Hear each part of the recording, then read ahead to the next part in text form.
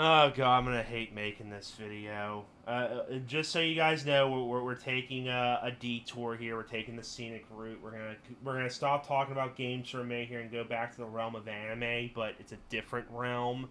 We're gonna talk about manga. Now, unfortunately, I don't read that much manga because I was primarily a gamer for the longest time. I'll give you a little bit of the backstory here. I was primarily just a gamer until I watched a couple random anime shows up at a friend's house back in the day when he was local.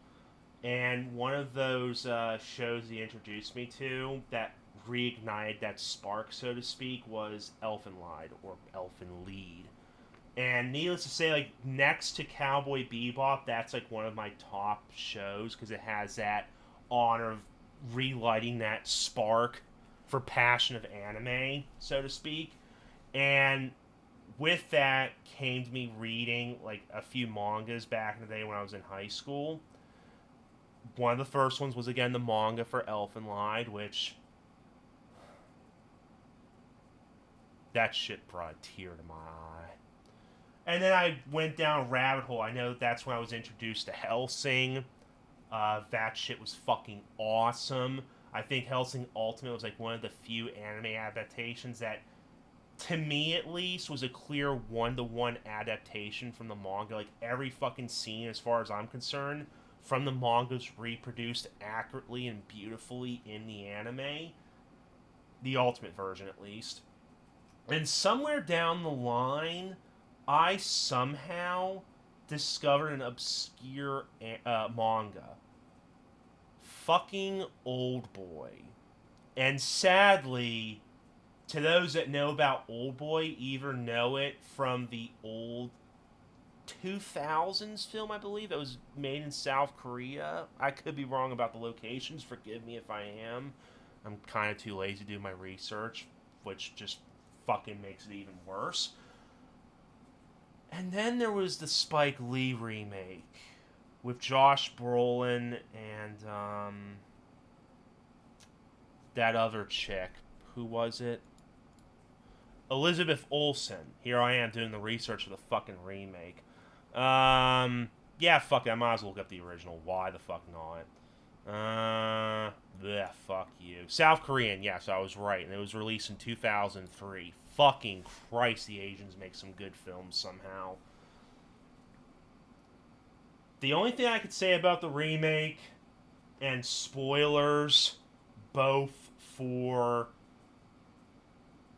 the remake of Oldboy and Avengers to an extent, all I'll say is this: Thanos fucks Scarlet Witch. I came to that realization when I decided to re-watch Oldboy and the remake, sadly, after I read the manga to its completion. And when I made that connection that both Elizabeth Olsen and Josh Brolin, both of Thanos and Scarlet Witch fame, were in this film, it just hit me like a fucking truck. I was flabbergasted. I was just like, oh my god, no. No! No! Like, I was scarred. I couldn't look at that remake any other way but Thanos and Scarlet Witch fucked. And that could be like the.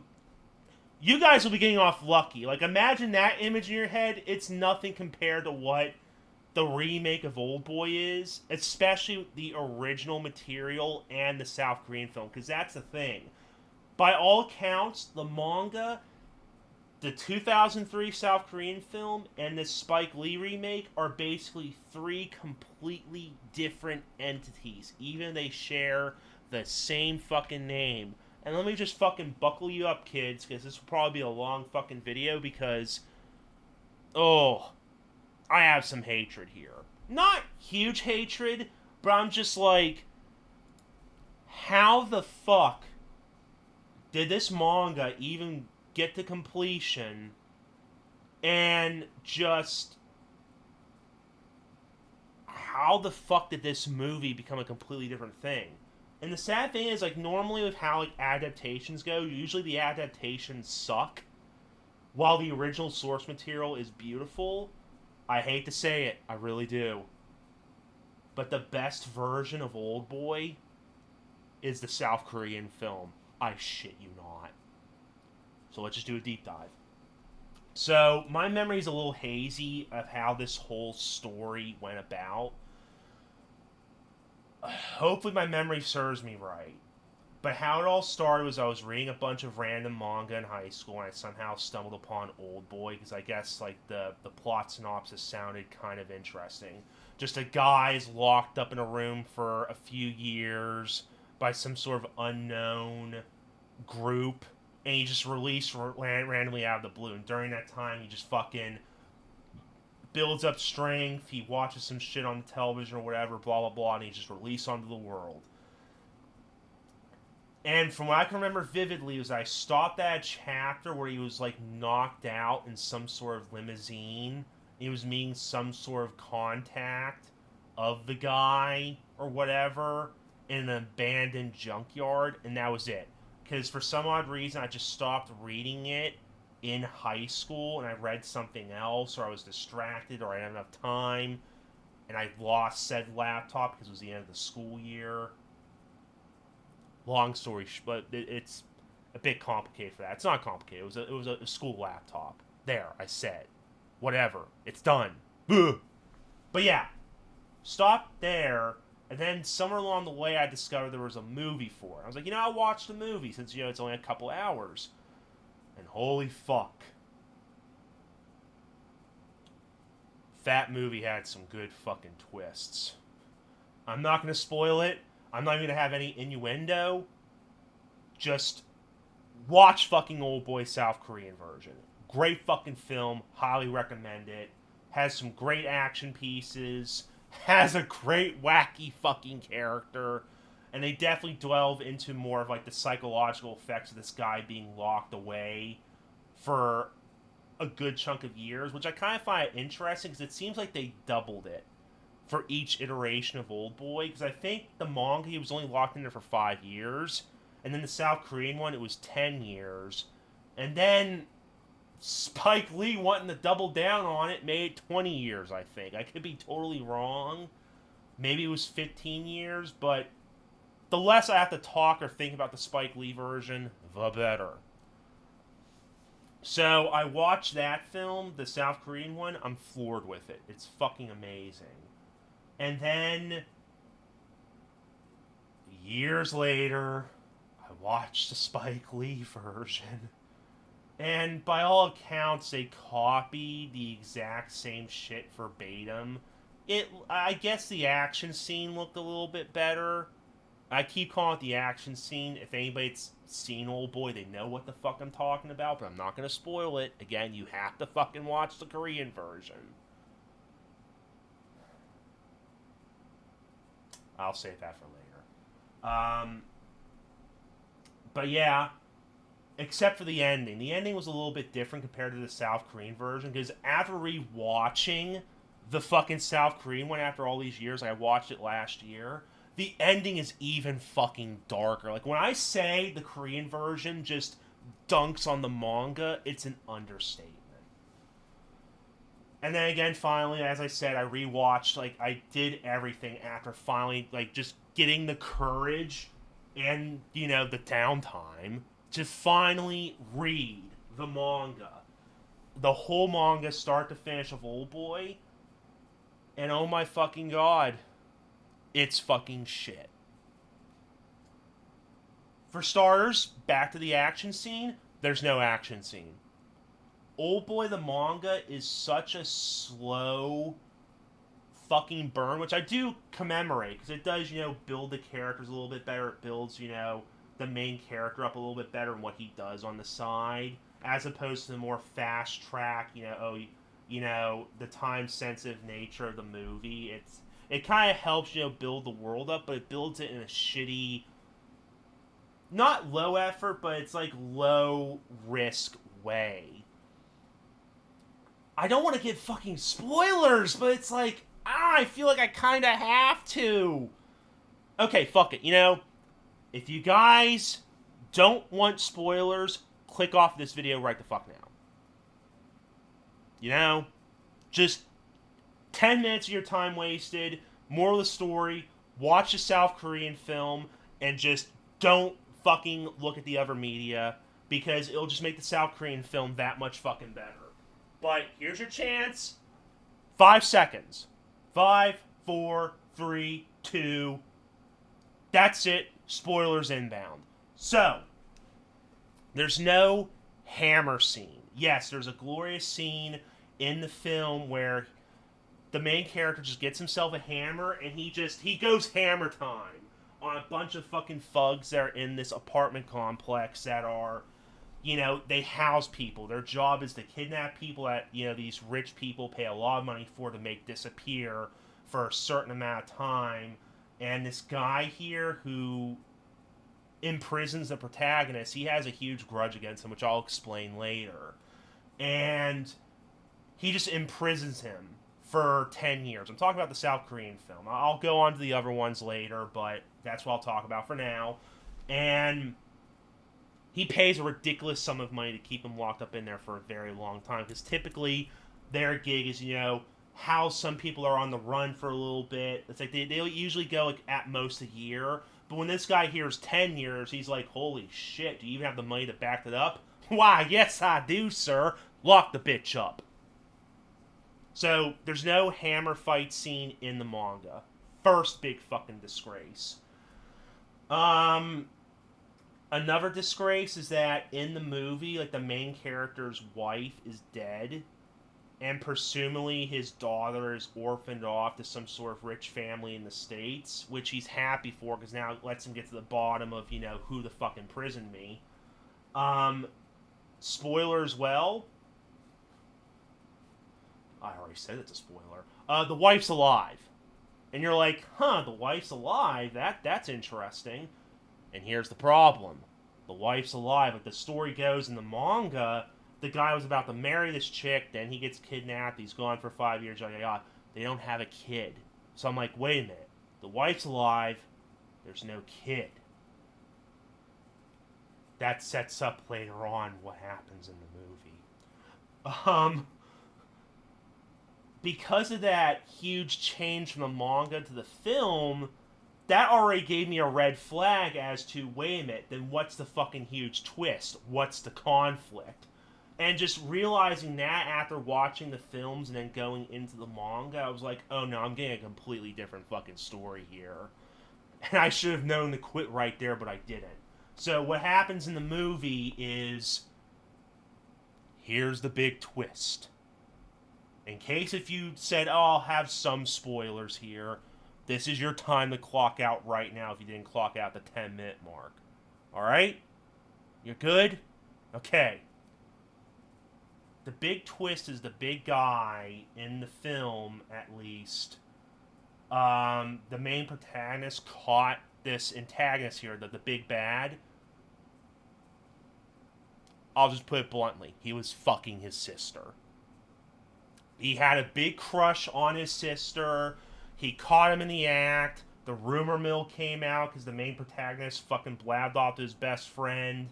And basically, the big bad sister committed suicide. It traumatized him for life. But, while the protagonist became, a fucking shitty drunkard working a 9-to-5 job, the big bad became some sort of successful industrialist. I don't know. Some sort of construction mogul. I don't know.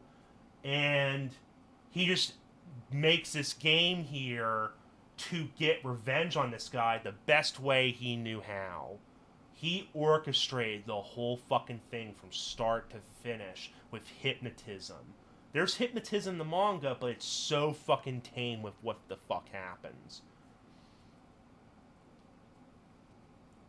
Basically, he kills the wife, unlike the manga, and he actually has the daughter of the protagonist live up a normal life, and he has them both meet in the real world. And they're thinking, oh, how sweet, he reunites the father and the daughter. But here's the thing, they're both hypnotized. They don't know who they are. Like, they don't recognize each other.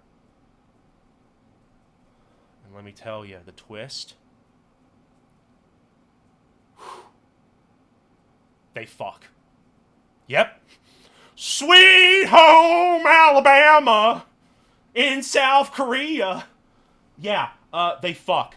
You know, like some sort of event happens where the girl who doesn't know she's the daughter of the guy gets kidnapped. She's like really scared, and like she has some sort of bet where, you know, I'll sing this, you know, song if something happens. She sings it. They go fucking hog wild. They just fuck like rabbits. And the bigger twist comes out, you know, that the guy orchestrated so he would find out in some sort of booklet that, yeah, this girl that you were banging, that you were protecting, that was helping you on your journey, yeah, it's your daughter. Checkmate, motherfucker! Like, he just goes, like, the protagonist just loses his shit. He breaks down.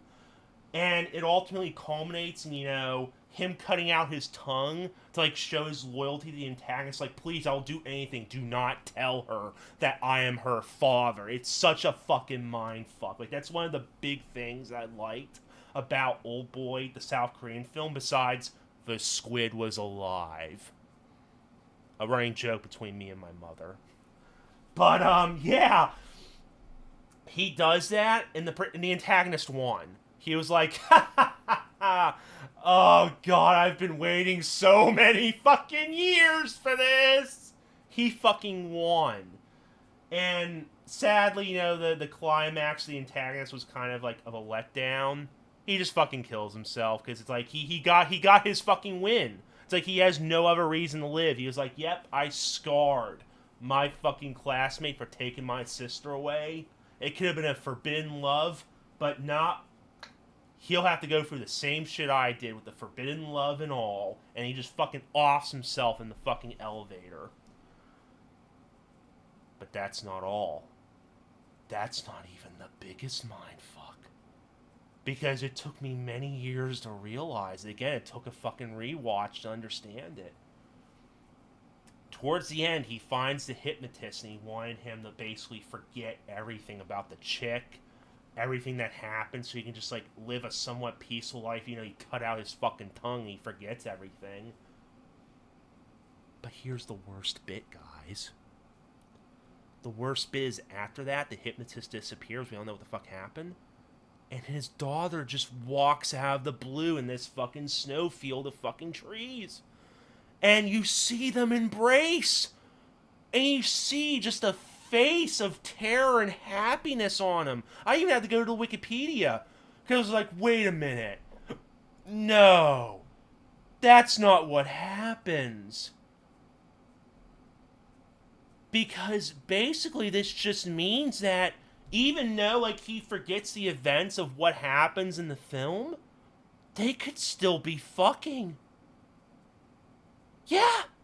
All that shit, the hypnotism, the truth, all that shit, all that stuff happens. But then the ending just basically implies that even though all that shit happens, they could still be fucking without either of them knowing they're blood related. And that just goes down a rabbit hole of holy shit. They could be lovers that are still fucking incestuous style, and they could have kids and all that stuff. That even highlights the fact that the guy still fucking wins in the afterlife. It's just such a huge mindfuck that even when I'm thinking about it, I'm just like, damn. That's fucked up. Now, before I go into the manga, I might as well fucking push the Spike Lee one off the pasture. I might as well take it behind the barn here. For that film, it was a little bit different in terms of the family situation. Instead of the main antagonist fucking his sister, it was more along the lines of the whole family being a part of a fuckfest, apparently. Great way to one-up it. Sounds like the step-family situation from a porno, so to speak. But, yeah. The whole family was in on it. Apparently, the protagonist spotted, like, the father fucking his daughter instead. And, like, news just got out and the whole family was scarred by the media. And the father just going demented. Gets a double-barreled shotgun. Blasts the fucking daughter and the mother. And blasts the son as well before offing himself fucking Kurt Cobain style. But the son survives, apparently. And it runs its usual paces. The bad guy imprisons, the good guy. The daughter shit does happen. Going back to Thanos and Scarlet Witch fucking, yes, they're still father and daughter. That's why I can't get out of my fucking head. To an extent, Thanos kind of bestowed the powers on the Scarlet Witch, so it's even a deeper meaning. But otherwise, the same thing runs its course, but the ending, compared to the Korean version, is tame as shit. Because despite the fact that he still fucks his daughter, what's the end course? Oh.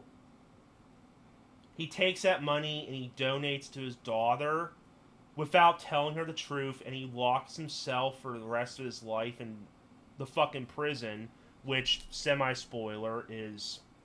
Semi-spoiler.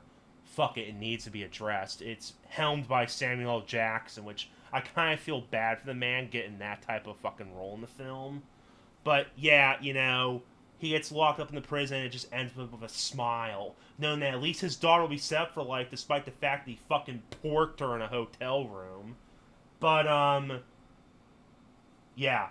That's it. The Spike Lee version's done. Set that shit off the pasture, put a fucking 12-gauge slug in its head. It's done. But now onto the manga. Now look. I hate the Spike Lee film. I just hate it. I don't like it. It's not good. Now, do I hate the manga? That's where there's some love-hate conflicts. Because had I not watched the film and I just read the manga, I probably would have loved it. It's like that case of the Final Fantasy VII remake scenario where if you haven't played the original, you'll like the remake, but except it's the complete opposite. It's the equivalent if you were given the remake first and then you were given the PS1 version. You'll still come to hate the remake, but it'll make you love the original that much more. In this case, it's flip-flopped. You'll hate the original, but you'll love the fucking Korean remake for obvious reasons. But yeah. The manga is just... It's tame. It's tamer than the ending for the Spike Lee version. But it's tame in a bad way that affects the whole story. Going off of, again, where I left off about the family, the wife's alive. There's no kid. So, right off the bat, unfortunately, the incest affair, that's out the fucking window. Right there. There's no incest affair whatsoever. I was still holding out hope. As much as it's fucked up, I was hoping that, brainwashed chick was actually his daughter somehow, but it isn't. It's just some sort of random fucking chick they got off the street to fucking play along with the game. That was it. That's fucked. That's a shame. And it goes pretty well as far as I'm concerned. I mean, the other 30, 40 chapters weren't too bad. There was definitely a lot more screen time between the antagonist and the protagonist, mainly because of the fact that the antagonist did to help jog his memory. Because, again, there was still the back plot of the protagonist trying to figure out what the fuck I did to this guy to make him hate me so much. And let me just say, again, that's another thing the South Korean version did. It did a good job of heightening that fucking sense of, you fucked me over big time, pal. I'll just tell you this. It's an even bigger letdown in the manga. It fucking is. The manga's reason as to why the antagonists hate him so much is so shit. But I'll get there in a minute. Again, the protagonist meets up with the antagonist a lot. They even met up on a boat. Yeah, let me just take you out and do some fishing, man. It's like the antagonist holds some sort of secret identity while still meeting up with the guy, the protagonist and his best friend. And instead of the best friend having an internet cafe in the Korean version or a bar in the Spike Lee remake, which is actually accurate. If I'm right, the Spike Lee remake actually has that more lore accurate because the guy's best friend in the manga is a bar owner. So I guess that's one prop I can give the Spike Lee version. It followed the manga a little bit closer in terms of what the best friend does. Woo fucking who? But yeah. It's just basically back and forth banter of, ooh, trying to figure out what the fuck you did to me. And they just drag it on a little too long.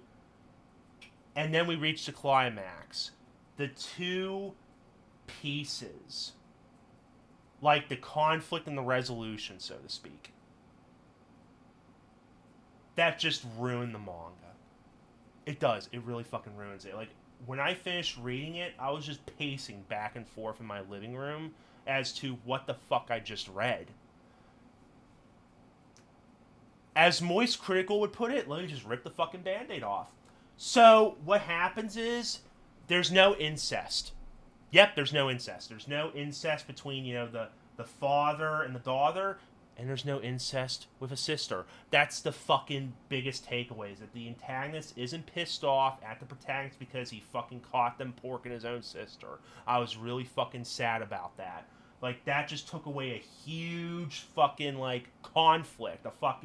The huge, like, driving force behind the whole fucking story. So I'm like, what the fuck could have been replaced by? Buckle your seatbelts. This is gonna be a trip. The main reason, I shit you not, why the antagonist imprisoned this guy for 5 years, had this long-running fucking game here, threatening, oh, if you don't fucking, finish this in time, I'm gonna have you fucking murdered. A little bit more different as opposed to, the Korean version where it's like, oh yeah, I'll just disappear into the fucking night. The Korean version, oh yeah, if you don't fucking figure this out in 40 hours, I'm gone with the wind, and you'll just never know what the fuck happened. One of those cases of war games, the only way to win is not to play. If only he would have fucking done that.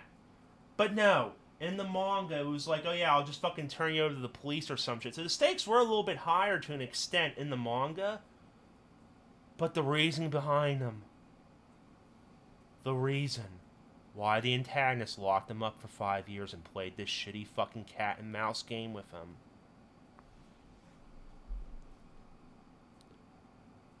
If I recall correctly, the reason is because the protagonist made him cry. Just imagine me blinking my eyes here and staring with a 1,000-yard stare here, guys. Made the fucker cry! Now, I'm oversimplifying it. From what I can recall, there was a particular song that was playing in a classroom at some point, because later on in the story, apparently, the only link that the protagonist has to link him with the antagonist was the teacher of the whole event. And apparently the teacher does a good job as well. Apparently her fucking book was a #1 bestseller. She got some fucking money to make another book. And, spoiler, it was all planned by the antagonist. This guy did more fucking string pulling than the fucking 2 films combined, apparently. But no. It just comes out there was some sort of song the whole class was playing. And I guess the protagonist and the antagonist, like, booked eyes. And the reason why the antagonist hates the guy so much is because he made him have a sense of humility. What? Correct me if I'm wrong. Isn't that the point of school, is to be humiliated so you're prepared for real life? What the fuck are you talking about, man? Oh, God, just thinking about it makes me fucking boil. Like, I could be mincing it, but that's, like, basically the whole fucking story, right? Like, it made him, like, have a sense of loneliness, because, like, he felt taunted by the protagonist. Like, in the protagonist's, like, view of, like, pitying the guy, like, the antagonist felt, like, vulnerable. Like, he shed a tear. Like, he felt human. Because throughout the entire fucking, like, story of him being a child, he just didn't have, like, a sense of humanity in him. He just felt like a black void. Like, he looked dangerous. Especially with that Squidward-looking fucking nose of his. Jesus fucking Christ. The fact that that guy became a multi-billionaire that can get fucking women on his dick whenever he wants, I'm honestly fucking surprised. It's almost as if Squidward actually succeeded with his clarinet lessons. But no. Like, just somehow, like, this guy, he had no fucking humanity, and then out of the fucking blue, the protagonist rolls around, gives him a fucking half a second stare, and he goes, I'm sad. I blame you for this! And That's the conflict. I shit you not. That's the reason why this whole fucking manga was made. Because you fucking decided to stare at some guy that wanted to live his fucking life alone and gave him a spark of humanity for half a fucking second. And as a result, you get fucking imprisoned for half a year. That's fucking worse than nowadays where, oh, you stare at a fucking chick for half a second and she fucking yells at you saying, oh, you're undressing me with your fucking eyes. I'm locking you up in prison. What? Slow your fucking roll, bitch. That's the fucking conflict of the fucking manga. Oh, just, we're fucking singing along to some sort of fucking song that's on the radio, Kumbaya, and, oh, I get fucking tossed into a fucking apartment for half a decade. What?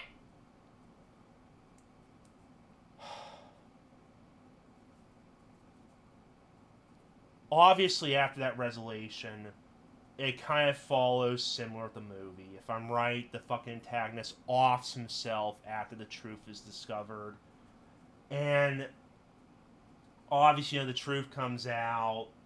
The protagonist gets his fucking, gets his victory, which is more of a victory than a defeat than in the films. But there's still one caveat. There's still one leftover piece of the puzzle, apparently. And that's, during that whole time, the chick was, hypnotized, of course, but she's not, the guy's daughter. So, they get to have a happy ever after ending. Or so it seems. Out of the blue, they're living together now. He can actually keep his promise of living with the chick. And he has a dream where, the musical box opens, that's like somehow a trigger for her to relapse her hypnotism. And I think he sees her jump off the fucking building or the apartment or whatever, and it fucking wakes him up in a cold sweat. She's still there, safe and sound. And it's harking back to a previous line the guy said before he offed himself. I still gonna have control over you for the rest of your life or some bullshit. Whatever the fuck that means. And literally the manga just ends with the protagonist, out on, the patio porch of the apartment or whatever, just going, this game isn't over yet. Close the book on fucking Oldboy the manga. And, again, just after seeing that, seeing that was the final chapter, that was the last page, I was like, no. What? I was actually encouraged to go, a bunch of forums, maybe there was some sort of sequel, maybe there was something I missed, maybe there was, a deeper meaning. No, that was just the ending for the manga of the Oldboy. And I was just I am honestly surprised and blessed that somehow this manga, that had a rather tame plot, just sparked the imagination of this director. I want to give this fucker credit, because he made a great movie. Directed by Park Chan-wook. He made a masterpiece with Oldboy, the movie. 2003. The fact that this manga managed to spawn such a great movie, I guess that's the only real benefit of it.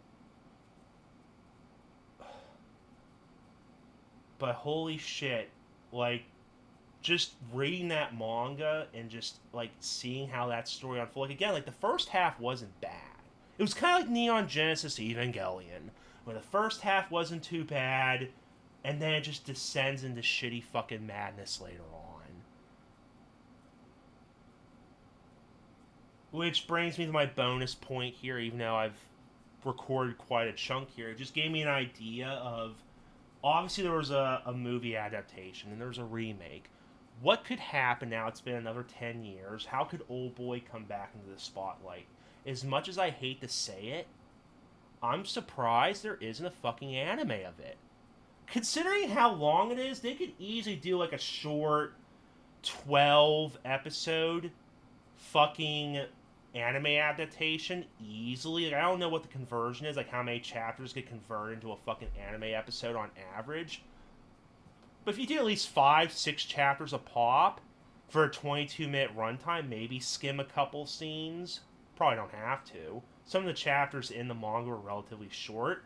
You could easily get the fuck away with it. They could easily do a 12, 13 fucking episode anime. But then it's just the problem of, you just have to bank on the fact that, like, the intriguing storyline, the mystery behind it will be enough to draw people in. Because if you have the experienced old boy scholars that at least read the manga, they'll be turned off by it. And God forbid, if they watch the fucking movie, they'll probably be hoping the anime adaptation is an adaptation of the fucking movie itself. The Korean version, not the Spike Lee version.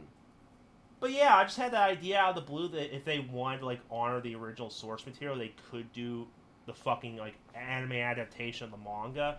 But that already is an uphill battle, just how tame the manga is. And I know they won't, like, try and alter it. The only thing that I could hope for is maybe it could spark some interest. I don't know if the original creator of the manga is still kicking. I think he might actually be dead. I could be wrong. Let me do a little bit of some research here. Fuck, he died a few years ago, so sadly we'll never get a continuation of the story for Oldboy here.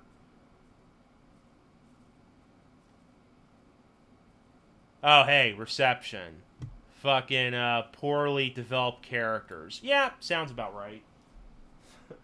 That's for the manga.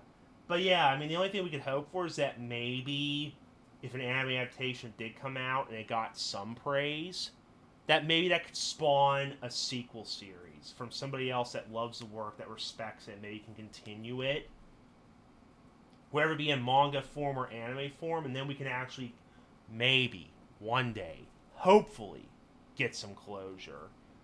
Because the guy in the manga, he's well built, he does show off some fucking badass moves, but nothing compared to the Koreans' fucking, like, hammer hallway fight. But, to wrap all this up, if I had to rank it, we all know the Spike Lee version is going to be in third place, sadly.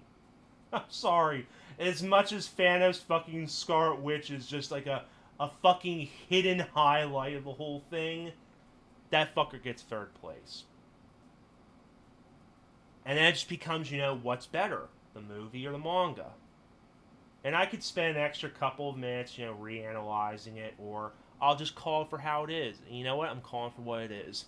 Manga gets second place, and the movie gets the first place.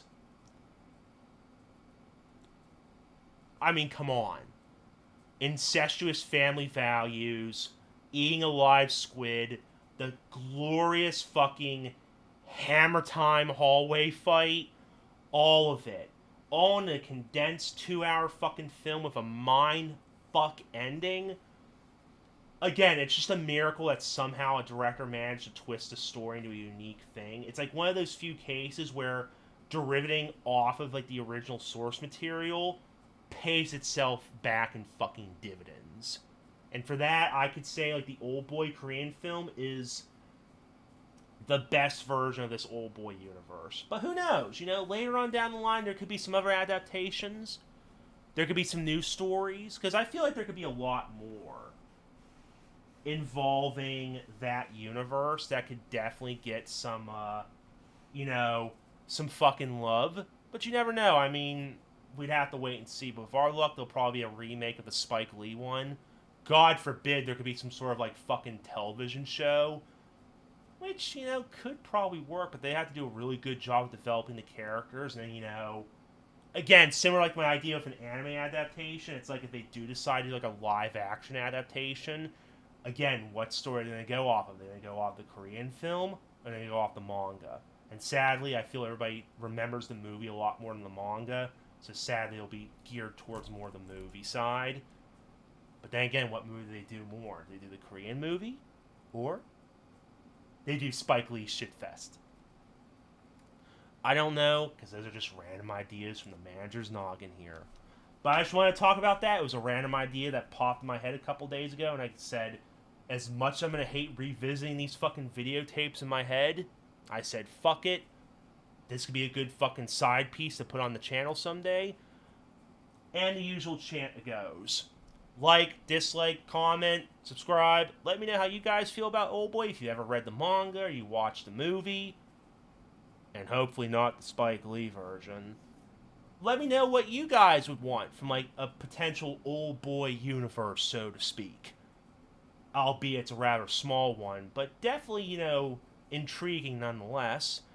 Uh, Holy fucking shit, 40 fucking minutes. Yeah, cutting off now. Manager's clocking out.